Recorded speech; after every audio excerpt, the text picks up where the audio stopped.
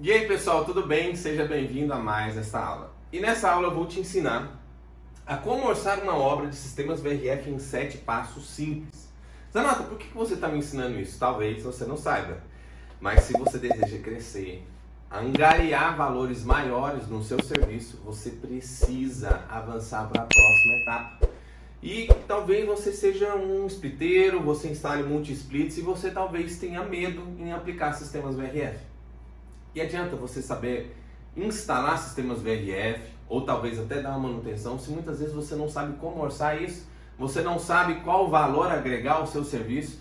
Então nessa aula eu quero te explicar, eu quero te ensinar como você pode orçar uma obra, uma execução de uma obra em sistemas VRF em 7 passos simples. Vamos lá? O primeiro, tenha uma visão geral do que é o serviço. Toda vez que você receber uma demanda, um serviço ou um projeto, para você orçar, para você mandar o seu valor, para executar aquela atividade, eu te peço, dê uma visão geral, uma olhada geral no que é que precisa ser executado.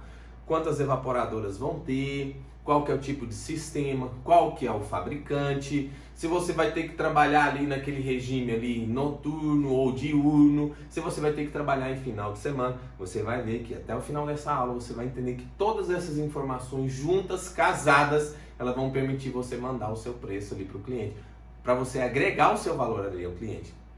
Então, para você ter uma visão geral, você está tendo ali um overview, né? Você precisa entender o que você precisa entregar para o cliente como solução.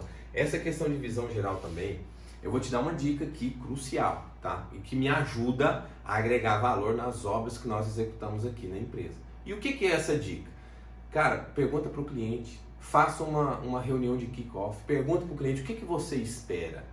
Você tem alguma preferência de algum fabricante? Tem algum gargalo? Você tem qual que é o seu prazo de entrega? Porque muitas vezes, se você contar com um determinado fabricante, o prazo de entrega dele é muito grande. Sabe, você tem que com essa visão geral, entender o que você vai trabalhar ali como fornecedor, o que você vai contar ali como máquina, como equipamento, como distribuidor ali, com quem que você vai contar. Então essa questão de visão geral te dá uma mão na obra, ele vai te dar velocidade, ele vai evitar com que você perca tempo. Outra coisa importante, mais pra frente eu vou ensinar vocês o tanto que é importante você aprender a trabalhar com um computador. É bom que você imprima ali a planta, você vai ter que aprender a usar um escalímetro. Cuidado em não errar escalas. Nos outros passos aqui eu vou mostrar para você que se você errou uma medição de escala, em seu concorrente está orçando 2 metros de cobre, você está orçando 20. Então você tem que tomar muito cuidado com a escala do projeto ao qual você está medindo. Mas você pode utilizar, por exemplo, o AutoCAD, DWG Fast View que você mexe no próprio celular. Você pode usar o próprio leitor de PDF para tirar as medidas da sua planta. Para o quê? Para você se tornar mais hábil. Eu te digo, eu meço muito mais rápido utilizando um computador, ferramentas digitais, do que imprimir uma planta na mão e com escalímetro medindo. Ou até mesmo ir com a trena lá fisicamente na obra. O que mais? Então, primeiro passo, tenha uma visão geral do que você precisa orçar naquela obra. Segundo passo, solicitar orçamentos dos equipamentos, VRF, difusão de ar, ventilação. Por que eu coloquei isso como segundo passo? Você não acabou de ter uma visão geral do que precisa ser feito, do que você precisa orçar? Então você tem que lembrar que essa galerinha aqui, seja distribuidor, seja fabricante, seja representante, eles têm que solicitar orçamento, eles têm que consultar estoque, eles têm que formar o preço de venda deles. E isso muitas vezes não é assim, não é instalar de dedo. Leva um tempo, 12 horas, 8 horas. Se você tem relacionamento com os fornecedores, seja ele fabricante, seja ele distribuidor ou representante, o cara pode atender você ali no próprio telefone. Mas tem coisas aqui que são específicas para determinada aplicação. Demanda consulta de estoque, então vai levar um tempo, pode levar 2, 3 dias. Então quando você solicita isso daqui, cara, isso vai te dar velocidade. Eu não aconselho a você fazer um preço lista, como se fosse um LPU. Eu peguei o valor da obra na semana passada, é o mesmo conjunto de equipamentos. Cuidado, tá? Flutuação cambial pode alterar o preço da máquina num único dia. Estoque, modelo diferente, campanhas de vendas podem muitas vezes propiciar você ter condições de negociação e de valores abaixo ou acima daquilo que muitas vezes você estava prevendo. Terceiro e importantíssimo passo. Eu quero que você deseje, que você aplique uma atenção especial nesse terceiro passo. E eu queria também que você, lógico, para contribuir com que esse ensino, com que esse conteúdo chegue em outras pessoas, que você marcasse ali no joinha, deixa ali o seu joinha, o seu curtir, compartilhe esse assunto com a sua galera, com o seu time, sabe? Escreva aqui no comentário o que você está achando dessa aula, qual que é a sua dor, qual que é a sua dificuldade, para poder te ajudar. Então vamos lá, terceiro passo, observe o fluxograma. Por que eu estou dizendo observe? Se um bom projeto foi confeccionado de sistemas VRF, o fluxograma tem que estar lá dentro. Se não foi feito fluxograma, já é um problema. Só que eu te conto um negócio. Quem garante que aquele fluxograma ali está certo no projeto? Eu te dou um conselho. Meça a trechos distintos da obra para conferir se o fluxograma que está ali no projeto está correto. Zanata, deu errado as medidas. O projetista esqueceu que tem uma descida, que tem elevação, a condensadora está no nível do solo. Cara, você vai ver o tanto que é importante você ter um fluxograma bem feito no projeto na hora que você chega no quarto passo. Por quê? Se o projeto foi bem feito, o projeto ele tem que conter, o projeto do sistema VRF, um fluxograma lá nas pranchas. Por quê? Com ele você vai ver a quantidade de tubulações, tem um relatóriozinho da quantidade de tubulações, a diversidade do sistema, a massa de fluido, mas e Zanata? Como é que eu sei se esse fluxograma está correto ou não? Você só vai saber se esse fluxograma estiver correto se você conferir um ou outro trecho da tubulação com o que tem ali na planta realmente. E se não tiver, o que você vai fazer? Você pode estar sendo guiado por um fluxograma errado e vai ter um orçamento errado, deficiente. Então por isso que é importante, se você observou que o fluxograma do projeto tem algum erro, você precisa confeccionar o fluxograma. Aí eu te dou uma dica, trabalha com softwares de selecionamento, né, de fluxograma, de confecção de fluxograma de sistemas VRF da sua preferência, aquele que você tem melhor expertise. Talvez você nem saiba que esses softwares são gratuitos, mas você consegue o software de simulação de sistemas VRF da Trane, da Midea, da Samsung, da Daikin, da LG, todos de forma gratuita. Estão no site dos fabricantes. Eu vou ver se nos comentários desse vídeo aqui eu coloco o link para você fazer o download deles. Mas algo importante, eu sinceramente aqui no departamento de engenharia nós damos preferência para confeccionarmos os nossos fluxogramas. Se a gente percebeu qualquer inconferência no fluxograma que está representado no projeto, com o que de fato eu preciso orçar, a gente já confecciona o nosso fluxograma, tá? Quarto passo. Aliás, antes de eu ir para o quarto, sabe por que eu confecciono o fluxograma? Porque confeccionando o fluxograma eu vou saber a quantidade de tubulações de cobre, eu vou saber o fechamento das unidades evaporadoras, eu vou saber a capacidade efetiva real que cada evaporador vai desempenhar quando todo o sistema estiver operando, eu vou saber a diversidade do sistema, eu vou saber a massa de fluido refrigerante. Tem um ou outro fabricante, como por exemplo o software, se eu não me engano, da Daikin e da Samsung. O da Samsung e o da Midea são os mais fáceis para mim. Samsung, Midea e Trane. Os mais fáceis de você implantar o fluxograma ali. Mas o da Samsung e da Daikin, ela te dá a quantidade de curvas. Se eu não me engano, acho que o da Samsung.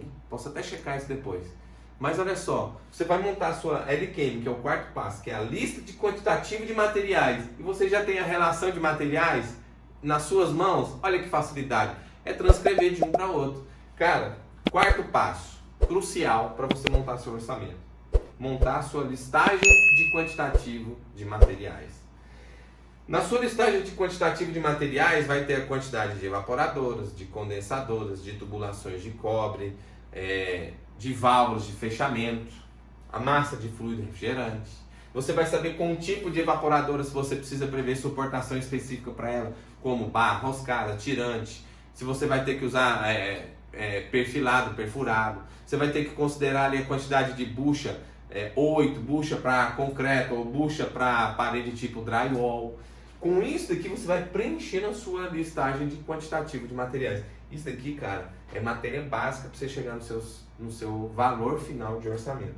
Quinto ponto, fez ali a sua listagem de quantitativo de materiais, você vai para o quinto passo, que é o quê? Solicitar um orçamento das infraestruturas.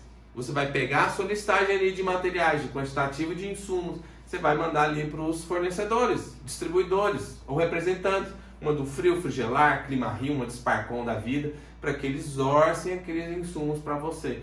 Feito esse orçamento, somou esse orçamento ali junto com a solicitação de orçamento dos equipamentos, do sistema VRF, que você vai solicitar ou com o fabricante, distribuidor ou representante, vem o sexto passo. Eu vou te falar que ele é importantíssimo. Que passo é esse? É exatamente você saber o custo da sua mão de obra. Você tem custos diretos, você tem custos indiretos, você tem que saber a sua carga tributária, tá? A parte que fica com o governo. Quanto que custa o seu homem-hora? Você está no mercado do preço ou no mercado do valor? Sabe o tanto que isso é importante? Você tem que computar ali se você vai ter viagem, se você vai ter gasto de hospedagem, de alimentação, ou se isso muitas vezes está com o cliente. Gastos com NR, NR35, NR10, NR1, NR18, NR33. Cada um, muitas vezes, você vai ter que contratar um técnico de segurança para dar esse treinamento para vocês. E aí, você computou isso no seu custo de mão de obra? O seu dispêndio com combustível? O seu dispêndio, muitas vezes, com o custo do colaborador ali, para ele estar presente naquela obra? Cara, feito isso, somou isso com o custo dos insumos. Você pode colocar um BDI ali nos insumos, se você quer revender. Ou se você for faturar direto, não precisa. Mas você tem o contingente total, a quantitativo total de material e de equipamento que você precisa fornecer ali para o seu cliente para instalar a obra. Aí vem o sétimo e último passo. Eu poderia gastar muito tempo aqui no seu custo de mão de obra. Porque muitas vezes você tem que agregar valor na sua mão de obra. Eu e você, nós estamos nesse mercado porque é um mercado lucrativo. É um mercado que traz retorno para nós. Mas se você orçar a sua obra de maneira errada, o que você pode estar achando que vai te dar lucro vai te dar prejuízo. Vai te afundar numa cova. E último, sétimo passo. Os nossos 7 passos de como orçar uma obra de sistemas VRF. Sabe qual seria o sétimo passo? A apresentação da sua proposta. Cara, se você está gostando desse conteúdo, deixa seu joinha aqui, seu curtir, compartilha, escreve aqui o que você gostaria que eu compartilhasse nos próximos vídeos. Mas a apresentação da sua proposta, ela vai resumir isso aqui tudo.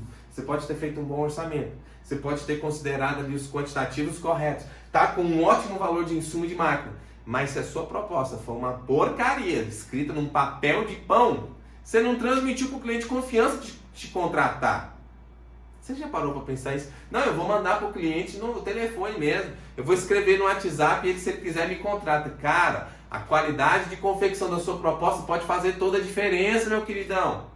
Pode não, é a diferença, onde você vai ali mostrar que você é uma empresa organizada, clean, você é uma empresa séria, você mostrou os seus resultados ali na proposta. Tem que tomar muito cuidado na hora que você estiver elaborando sua proposta, seu orçamento, de fato, como ele vai chegar para o cliente, a aparência, de não ser aquelas propostas tipo assim, roteiro do filme Senhor dos Anéis, 30 páginas e na última página está o valor. Eu te digo, deixa na primeira ou na segunda página de cara o valor da sua solução, para o cliente não ter que ficar perdendo tempo. Se você quiser colocar, eu até aconselho nas últimas páginas, seus resultados, as obras que você já executou, até a primeira obra. Tudo bem, ninguém nasce grande, só monstro em filme nasce grande, todo mundo começa pequenininho. Mas desde o início, eu como empresa, como empresário, eu já prestava muita atenção em como a minha proposta de valores, como o meu orçamento ia chegar na rua. Ele tem que chegar bem apresentável.